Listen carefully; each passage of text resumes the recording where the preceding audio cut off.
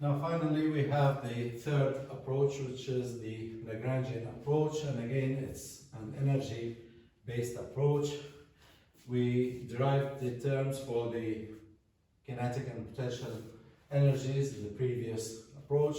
Now we will apply the Lagrange equation, which, as we said, d by dt partial the Lagrangian partial q dot plus partial d partial q dot minus partial the Lagrangian partial q equals partial w partial q.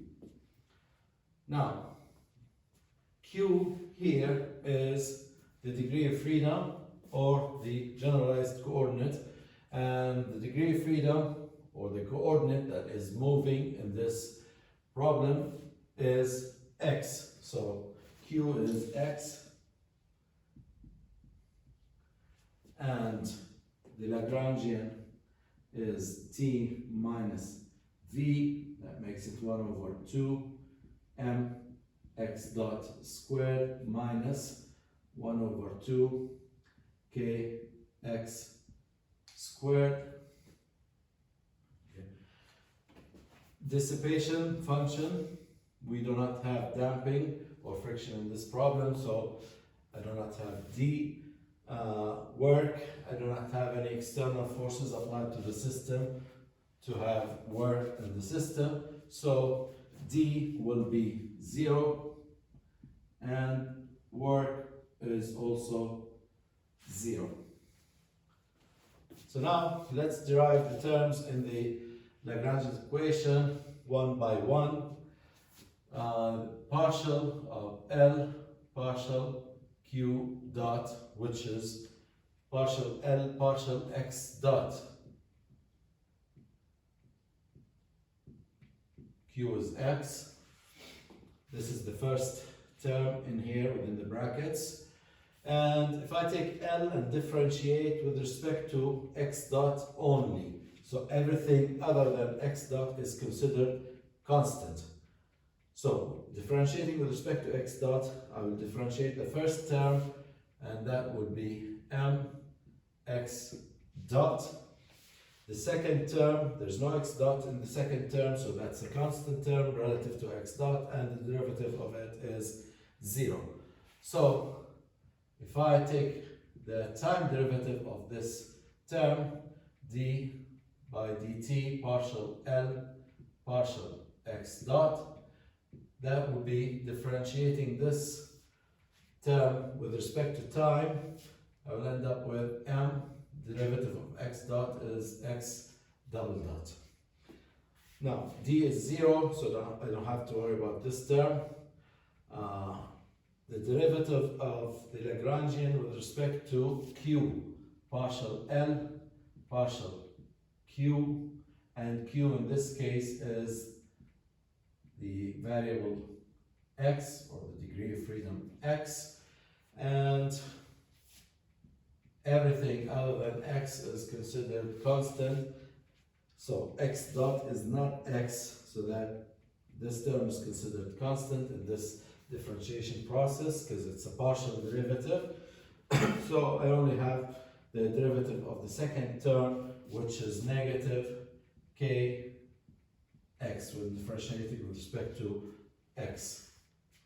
Work is 0, so nothing here.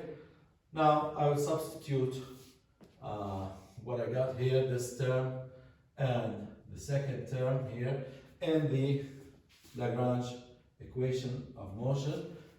I will end up with actually this term, m x double dot minus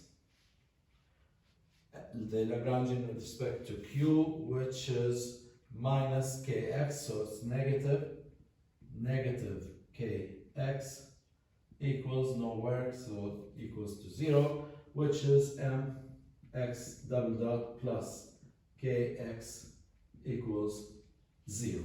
And again, this is the same differential equation we obtained with the previous two methods.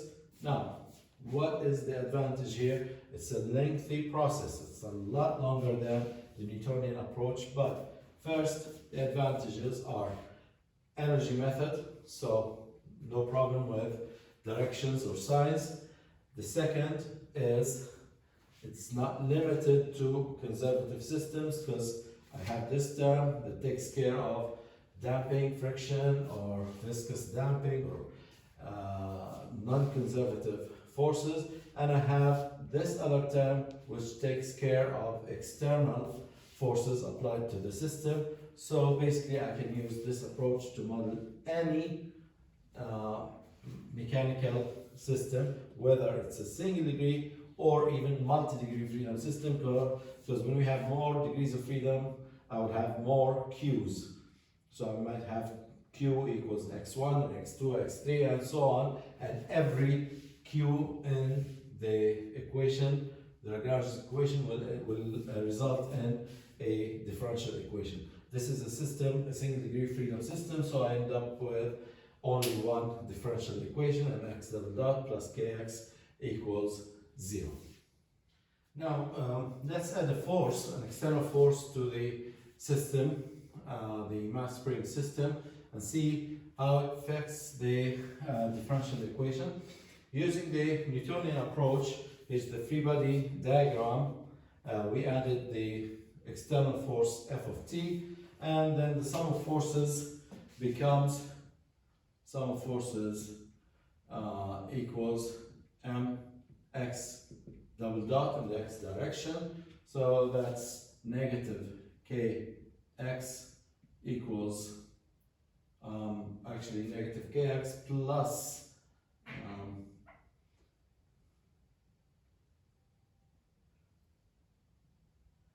f of t equals mx double dot, and rearranging the variable x on one side, mx double dot plus kx equals f of t.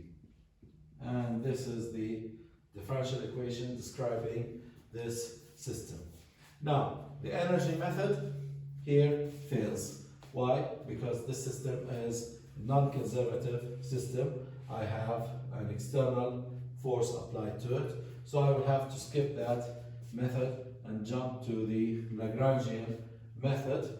Everything is the same, nothing changed from the previous example, but the only addition is the external force F, and the external force causes work, and the work is force times distance.